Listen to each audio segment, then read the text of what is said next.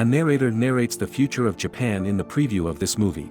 A frail young man is playing the biwa instrument. The narrator is musically telling the tale of how the No Theater School in Japan took the world by storm. The strange man is playing the instrument simultaneously. The narrator continues to emphasize how long ago the tale is, as flashes of Japan's transformational growth from the future to old age rapidly appear. The tale continues as a dancer is on stage performing his acts. The narrator tells his tale of when No was originally known as Sarugaku and how the nation divides into two emperors claiming to be the rightful ruler. The narrator says the shogun of the northern court wants the imperial regalia. And to become the ruler, the region with the three sacred treasures will become the one true court. Then in his room, the northern shogunate wishes he had his hands on one of the treasures. Following that, in a dark room, a man stretches forth his hands to take a box with a bloody handprint on it. He opens up the box and finds a mask. He puts it on and he becomes a force on the stage.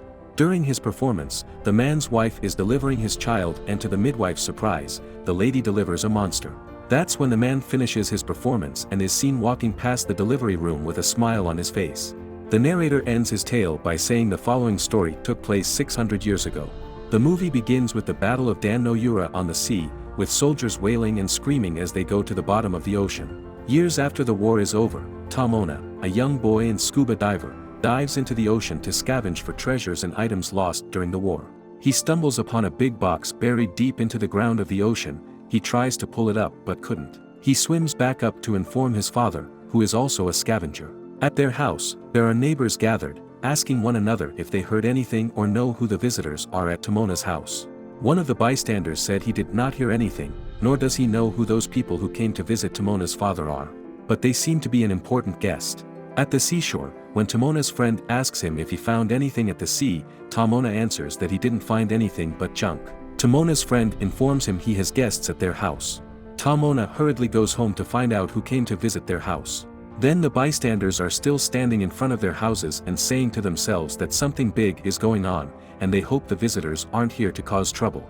When Tamona arrives at his house, he climbs the roof to get a good view of who the visitors might be. He finds his father sitting with two men who have stern looks on their faces. Tamona surveys the surroundings. He finds a sword owned by one of the visitors and money on the floor. The two men are offering their appreciation to Tamona's father for his help. Tamona's father notices Tamona, then the two men show Tamona's father a map and the spot where the treasure is located. Tamona's father proudly says his family has been searching for the lost Haika treasure in Dan no Yura for 60 years since the last war, and he doesn't think he will find any of the treasure they are seeking. One of the men corrects Tamona's father, saying they will find the treasure. He describes how to locate the treasure. He said it is in a box that is covered in clay. Tamona, who is behind the door, eavesdrops on their conversation and soon realized that he saw something similar to their description at the bottom of the ocean. Tamona's father asks the visitor if he saw the treasure, and the man replies that somebody saw it in a dream. Tamona's father is surprised by what the visitor said and asks if truly his statement is from the hidden villages of the Haika clan, because he finds it hard to believe that the treasure is only seen in the dream. The visitor is already upset, and he asks if Tamona's father will help them or not. Tamona, who is still outside eavesdropping, nods his head as a signal to his dad that they should take the job. Tamona, his father, and the two men head out to sea in search of the treasure. On their boat, a crab creeps onto one of the men's shoulders. He notices the crab on his shoulder, and he jilts and throws the crab away hastily. He lamented and said crabs are creepy creatures. Then Tamona explains to the man that there are a lot of angry-looking crabs around the ocean they should be on the lookout for. He further explains that it is only in the water, the crabs hide their faces. As soon as Tamona finishes his explanation, the other visitor says it is the curse of the Haika clan that is on the ocean. Tamona's father tells both men that the curse is sealed underwater. The boat arrives at the spot located on the map, and Tamona and his father dive into the ocean. They both search for and find a big plank underneath the ocean. They opened it, and inside the plank, they see a big box tied with a red ribbon. Tamona's father cuts the ribbon, opens up the box, and finds the treasure. Both of them swim back to their boat. They present the treasure to the two men, but the men were scared to touch the box. Tamona's father then decides to open up the treasure box. Inside it, he finds a sword wrapped up in a fine linen cloth. He picks the sword up to inspect it. While doing that, the two men are scared, and they scurry to the rear end of the boat like scaredy cats. Tamona's father drags the sword out, and shining light beams out from the sword and slices Tamona's eyes, causing him to be blind immediately. Tamona is screaming for his father's whereabouts, but Tamona's father is still unaware of their present situation. Tamona's father looks down at his stomach and realizes he is also cut in half by the sword. As he tries to place the sword back into its shaft, he kicks the bucket and falls into the ocean. The two men are crying and shouting in regret and are asking for forgiveness from Tamona and his father, but it is too late. The news of what happened to Tamona and his father spreads across the village, and questions about the whereabouts of those two strange men who offered the job remain a mystery. Tamona's mother is devastated by the news of her husband's passing and her son's blindness. She cries in agony and asks why this tragedy happened to her and who were those men that offered such a dangerous job to her family. As time went by, Tamona could hear the voices of his father's spirit and the agony of his mother. His father's spirit demands that he finds those men who caused their tragedy and set them free. Tamona's father tells him that he is the only one who can set them free, as he is the only one in their family who can do the task. Tamona listens to his father's demands, and he sets off on a perilous journey to find the hidden village of Haika. After a long journey on the road, it rains heavily outside. Tamona finds shelter to rest his feet and eat his food. He stretches his hand for the rain to drink. He then places his mouth out to drink the rainwater. He spits it out after he realizes it is not good for consumption. He then later fetches water at the stream nearby as he continues his journey. Along the way, Tamona hears the singing of an old man who is a biwa player, which illustrates the tale of how the Haika clan is defeated by the Genji clan on the Sea of Dan no Yura. He then sings about how an emperor's grandmother stood up to convince her 6-year-old grandson that there is another capital underwater where the palace of a dragon king lives. Tamona, who is blind, is drawn to the singing voice of the biwa player as he approaches him step by step. The old man continues the singing tale of how the young emperor was tied together with the sacred sword of the imperial regalia and was thrown into the ocean, never to return. The old man, in his singing voice, asks if truly the palace is underwater if the young emperor reached the palace of the Dragon King. Tamona hears the tale, and he draws out his hands to almost touch the face of the old man. The old man jilted back, he tells Tamona not to touch him. With excitement, Tamona tells the old man he recognizes the tale he just finished singing. The old man tells Tamona that he is aware he will know the song because everybody knows the tale of the Haika clan's defeat. Tamona asks the old biwa player why he is singing the tale where they are. The old man responds that he is singing the tale to pacify the souls of the fallen clan. And he isn't the only one there singing the tale. The old man points to the Itsukushima by the river, but Tamona regrettably tells the old man he is blind and can't see what he is trying to show him. The old man isn't surprised, and he told Tamona he and his colleagues are also blind. Tamona asks the biwa player how he can play the instrument, and he is blind. The old man replies that it is how he makes a living. He then asks Tamona for his name, which Tamona tells him as he hands over his name tag to him. Tamona tells the old man he is from Dan no Yura looking for the hidden villages of the Haika clan. The old man feels Tamona's name tag, and he hands his name tag to Tamona. Tamona spells out the name with his fingers on the name tag, and it says Taniichi. Taniichi is surprised Tamona can read, and he quickly tells Tamona to read out a stone marker beside him. Tamona places his hands on the stone, and the engraving says, "Crossing to Itsukushima." Taniichi sings out loud that Itsukushima is the shrine on the sea that was built by Haika commander Kayamori. Tamona and Taniichi are now traveling companions. They both travel from city to city, and in the process, Tamona develops the skill of playing the biwa instrument. Tamona builds his biwa instrument and learns how to play alongside Taniichi. Tamona and Taniichi perform in front of a lord in his courtyard. The lord expresses his disbelief that Tamona is blind and he can play the biwa instrument. Taniichi informs the lord that he has been traveling with Tamona for 2 years from Dan no Yura. Taniichi tells the lord that Tamona is seeking the hidden villages of the Haika clan, as that is where old stories can be found. Taniichi said he will like to find the stories for himself if he can. The lord expressed his concern and told them to be careful because all biwa priests who are in search of the Haika stories are found murdered in cold blood, and their stories are gone as well. He tells them that dozens of the biwa priests are usually attacked in the streets of the capital, and the culprit has yet to be found. Taniichi appreciates the lord's help and tells the lord they will be careful. A young boy deformed in all parts of his body is covered in a mask and is shown sticking out his tongue. He catches an insect and consumes it. The young boy moves his head, and he views a mother and her 2 sons sitting outside enjoying the sun. One of the boys threw an apple at it, and he ate the apple. The young boy is seen running along with the street dogs. A man throws leftover food to the dogs, and a boy joins them in the feast. It's late at night. The young boy lies with the dogs outside as he watches the stars in the sky. He looks down to find the 2 boys he saw earlier in the day, weeping over the loss of their mother as they are on their way to bury her.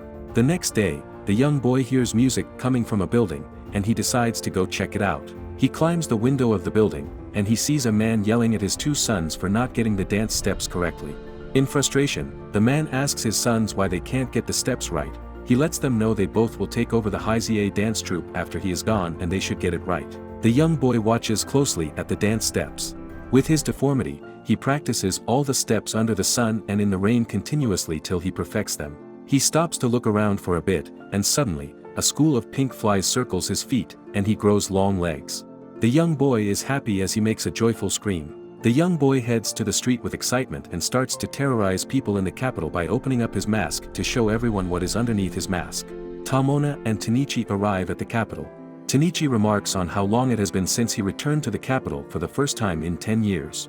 A meat seller welcomes them back. Tamona hears a loud disturbance from a distance, but he shrugs it off. Tamona and Tanichi order some food from the meat seller, and Tanichi laments about how nothing has changed in the capital since he left. He whispers to Tamona that the weakness of the Shikage's control over the region is the reason for the current state of the capital.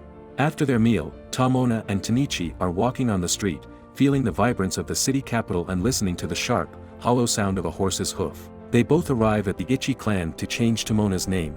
The head of the Ichi clan permits Tamona to use Ichi in his name. The assistant head of the clan explains that every Biwa priest in the guild must take the name Ichi from their master Kikichi's name. He declares that Tamona's name has changed to Tomoichi. The spirit of Tamona's dad appears in front of Tamona, and he disapproves of his son's decision to change his name. Tamona asks why he can't change his name out loud. Tanichi asks him who he is talking to, and Tamona says nobody. Tamona leaves the building, and on the way, he asks his father what the problem is. Tamona's father explains that if he changes his name, he won't be able to find him. Tamona explains to his father that he has to change his name if he wants to be part of the guild. Tamona's father's spirit angrily reminds Tamona of who he is and his goal to set him free. His father disappears. Now Tomoichi is on the bridge after speaking with his father's spirit. Several men with torches ran past him. He sniffs the air, and then he hears people screaming that there is a fire outbreak, and the men are attacked by what they presume is a gourd. The deformed young boy is excited and feels himself doing what he is doing. He heads towards the bridge when he spots Tomoichi standing still. The young boy repeatedly tells Tomoichi to move out of the way, but Tomoichi is blind and can't see who is telling him to leave. The young boy asks Tomoichi if he wants him to take off his mask. Tomo asks if he is wearing a mask, and the young boy says yes. Tomoichi, not fazed, asks the boy what happens when he removes the mask. The boy assures him he will be scared.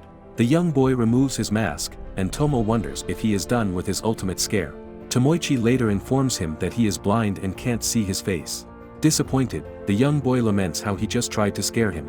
The young boy notices the biwa instrument on Tomoichi and asks him if he can play it. Tomoichi tells him he is a good player, and he starts to play the instrument. The young boy begins to dance to the tune of the instrument as he commends Tomoichi for playing so well.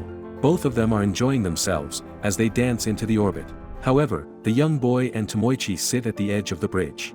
The young boy offers Tomo manju to eat as Tomo asks for the boy's name. The boy says he has no name, and that surprises Tomoichi. The young boy asks Tomoichi for his name, and suddenly Tamona's father's spirits appear again to remind him that his name is Tamona, not Tomoichi. Tomoichi is torn about what name to be called. He tells the young boy to either call him Tamona or Tomoichi. Afterwards, the young boy tells Tomo he will see him around, and he calls him Tamona instead of Tomoichi. Then he tells him that he should call him Tomoichi because he is with the Ichi troupe now. The young boy is leaving when Tomoichi yells out a question about how he's going to find him if he doesn't have a name. The young boy says, he now has a name he will pick for himself, and it will be known by all the people who cast him away once he takes on the High ZA stage someday. Tomoichi beams up with a smile once his newfound friend's statements are made. The Kikichi troupe is in the shogun's palace, performing for the late grandfather of the shogun. The shogun commends the troupe for their performances, and he assures them that his late grandfather will be pleased to hear their music. The shogun expresses his concerns about the wishes of his grandfather to unify the northern and southern courts and how it has been difficult to do so. Lord Yoshimitsu acknowledges the dance troupes Kanami and Fujiwaka for coming. Fujiwaka appreciates the lord for allowing her to perform for him and his late grandfather. One of the Biwa priests remarks how Kanami and Fujiwaka are the best Sarugaku performers. Another Biwa priest responds that he thought the Haizie troupe was the best. However, at the Haizie court, the head is not yet satisfied with his two sons' performances.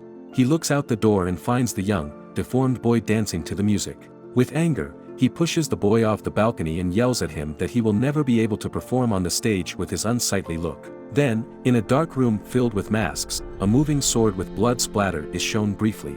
Years later, the deformed young man is singing by the cliff of a mountain when Tomoichi joins him. Tomoichi claps for him, and the young man complains about how he has scales on his back, how his hands are long, how his mouth isn't where it's supposed to be, and how he can't see through his normal mask. Although he appreciates how long one of his hands is and how he can stretch them, not many people can do what he does with the hand. But he knows he can't perform on stage because of his looks. He explains to Tomoichi that with every new dance step he performs, his body changes as if part of him has been set free. He asks Tomo what it means. Tomoichi responds that it is a curse and it could be the work of the spirits. Tomoichi remembers that he knows a spirit he can speak to. He calls for his father and introduces himself as Tomoichi, but there is no response. He reintroduces himself as Tomona. His father responds, but he now looks tiny. Tomo's father reminds him again about changing his name as he is unable to locate him, and he informs him about the passing of his mother and that she is resting in peace. Tomoichi asks his father if there are other spirits present aside from him. He said yes, and Tomo asks if the spirits are around the young man, and his father answered yes. He told Tomo that they are the spirits of the fallen Haika soldiers who are unable to rest in peace. He bade his son goodbye. The young man immediately could feel and hear the voices of the spirits as they began to speak to him one after the other. Tomoichi asks him if he can see them, and the young man says he can. The young man tells the spirits that he will listen to all of their stories as they flock all around them. Tomoichi and the young man decide to make their stage and sing to the world a tale of a young cursed boy living in Japan under the Heiza troupe and how he lives in sorrow and despair, eats with dogs, and how with every dance step he performs, his body changes like a curse has been lifted and he transforms into a boy. With a different sound and beat, Tomoichi draws the attention of passers-by on the bridge and performs the tale for everyone to listen, letting them know that the cursed boy will perform under the bridge at Rokujo. The crowds begin to ask questions about who the cursed boy is and how he relates to the Heiza troupe. They ask if he is the third son and wonder if this is a showdown between father and son. At the same time, the Heiza troupe is having their performance at their court, and people begin to leave their show to attend Tomoichi's performances. Tomoichi finishes his singing tale as he screams for his friend to let the world know his name. The performance crew drops down a name banner that says the name is Inuo on the stage. He jumps up and appears on stage to introduce himself as Inuo. Inuo covers himself with props to not terrify the audience with his looks. He then proceeds to perform one of the fallen Haika soldiers, which he titles, Burial Mounds of Arms. As he was performing, the pink flies appears. They circle his long hands and suddenly, they transform into human hands. Inuo fell on his back on the stage and was relieved to see his limbs growing back to normal. Inuo, who is now branded the king of dogs, is the talk of the town after his performance. Everybody is talking about how great his performance was and how the leader of the Heiza troupe is old news and Inuo is the fresh performer they have been waiting for. Inuo and Tomoichi organize another show, and the whole town is present. No one attends the Heiza shows anymore. Tomoichi sings that even the Heiza leader can only watch their show from the shadows, while Inuo climbs to the top. They perform another exquisite show for their audience about the tale of the whale. The tale is about Munamori, the leader of the Haika clan, who sees Genji's approach and he calls for a diviner. The performance carries the entire audience along. They all begin chanting Munamori's name. The shogun's wife is seen from afar, watching the performance from his palace, briefly. As part of the performing acts, an image of a whale is projected on the wall, and Inuo flies up there to ride the whale. He continues to do so when his clothes come off, and the scales on his back disappear. However, the next day, the leader of the Heiza troupe is drunk and angry at Inuo for taking the spotlight away from him. He wonders where Inuo gets his stories from. The Ichi clan is upset with Tomoichi because he isn't following the Biwa music standards, and they condemn his behavior because they think he is sullying the name of the Biwa priesthood. Inuo now living in paradise, and he has guests who are confused about whether he is handsome underneath his mask or not. He tells them that his character as Inuo is fiction and that his face is only a mask. His guests ask if there will be a time when they will see his face, and he laughs and tells them what's the rush. Inuo joins Tomoichi under the tree, and he tells him how he finally understands how the Haika spirits are not a curse on him but rather that they want their stories to be told and their memories not forgotten. And that's why he will turn their life stories into melodious songs and honor their memories, like they say, "Here we are." Tomoichi then says to Inuo that he will take the Inuo chapters all over the country under a new name, and it will be called the Tomori troupe, meaning "Here we are." The Tomori troops begin to perform all over the country, and they gain popularity. The The shogun asks Master Taikei what the new biwa music is that he is hearing all over the town. Master Taikei tries to explain to the shogun that it was Tomoichi who started in the Ichi troupe and later created his band. The shogun expresses his disapproval of the band. He explains to Master Taikei that now that he is close to unifying the courts and the imperial regalia is within his reach, he doesn't want any other new stories to be told, only the stories in Master Kikichi's collection. Moreover, at the Heiza courts, the head of the courts receives an invitation from the shogun to come and perform at Kitayama. He reads the invitation letter and spots his name. He expresses gratitude, and then the shogun's messenger tells him it is not him the shogun requests, but rather it is Inuo. This angers the head of Heiza as he rereads the invitation letter and finds Inuo's name written on the letter. He stops to wonder why he isn't chosen as he is the star of the Heiza troupe. The messenger informs him that Inuo has more followers than him. The messenger tells him that it is the shogun's wife that requested for Inuo as she is a fan of his, otherwise, his troupe would have been invited as always. The other messenger whispers a piece of information he heard about Inuo and how hideous he looks under his mask. He asks the head of the Heiza troupe if this is true. He is about to answer when the messenger tells the head of the Heiza troupe that he should also know that the shogun's wife Noriko is with a child, and if she sees anything terrifying, the king of dogs might be put down. The messenger asks the head of the troupe if he understands. He smiled sheepishly and said yes. The head of the Heiza troupe shows Inuo the invitation letter, and he is thrilled to get an invite from the shogun. The head tells Inuo that the shogun offers a condition, and that is to perform without his mask. Inuo agrees as long as he has his biwa player alongside him. It's the day of the grand performance. All the aristocrats and officials are talking about how they can't wait to see Inuo's face. Inu equals O and Tomoichi and their crew come out of their dressing room ready to give the greatest performance ever. Tomoichi comments on how the spirit is excited and Inuo says they probably understand this is their last performance. Tomoichi tells Inuo not to speak like it's their last time. He tells him they are just getting started. They arrive at the stage and Inuo calls out the title of his performance as the Dragon's Commander. The curtains close, the moon closes in on the sun and the show begins. Inuo is seen performing in acrobatic styles as he sings melodiously. He swings across the stage holding a red silky scarf. The head of the Heiza troupe is seen trying to stop Tomori's crew from setting up the next props. Following that, Inuo is dancing on the waters magically as the moon shines on him. While he is dancing, Inuo realizes the spirits aren't moving on and he asks why that is happening. Tomoichi also realizes the same thing, and he tells himself something is missing. Tomoichi says there is another story they need to find. Tomoichi goes into a singing trance where he dives into the water to find the missing story. He finds his own story of when he gets blind and how the two men who offered the job to his father are seen talking about how they now believe the sword is cursed and should hide it properly from people. Tomoichi says he knows how his story ends, and that he wants to see Inuo's story instead. He swims deeper until he sees Inuo as a normal baby in his mother's womb. His mother is singing to him and patting her belly, while Inuo's older brothers are sleeping. 20 years ago, the head of the Heiza troupe is seen dancing under the rain. He falls on his feet in frustration, as he is dissatisfied with his dance steps. He hears a voice asking him what he desires. He looks up shocked to find no one is speaking to him. He stares blankly into his reflection in the water, and a strange eye appears. He goes to his family's antique store to find a box covered in bloody handprints. He opens up the box, he finds a strange mask asking him what he desires. He tells the mask that he wants to be the greatest living star. The mask promises to give him special tales to tell. Tales of where the last Haika clan survivors lived. But the mask told the head of Heiza troops that biwa priests have the stories already, but he can give the stories to him. The mask told him, one story for each priest, and that means he has to eliminate them to get their stories. Which he agrees to do. The head of Heiza still wasn't satisfied. He tells the mask he needs more stories and the mask agreed with him. The mask asks for the radiance of innocence of his unborn child and he blindly agrees. Inuo became deformed in his mother's womb. Tomoichi, who sees Inuo's story, screams for his friend not to pass away, but it is too late. Tomoichi wakes up to reality and tells Inuo he has the story. Tomo asks Inu if he saw it and he says yes. Inu looks up at his father, who is the head of the Heiza troupe, and is distraught as they continue to perform their song. Inuo's father is upstairs angry, and lamenting how it should have been him performing on the stage. The mask appears again to ask him if isn't he the brightest and does he wish for more.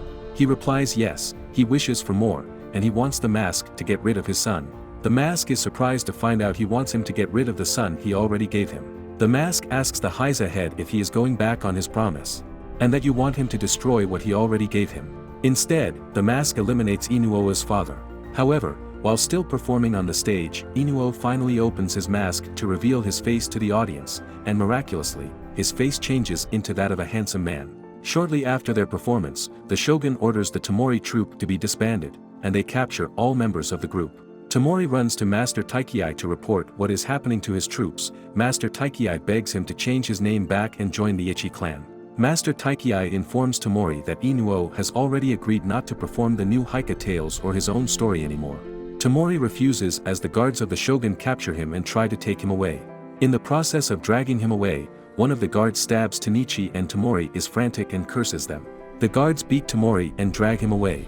Inuo is at the palace having a meeting with the shogun. The shogun praises Inuo for his last performance.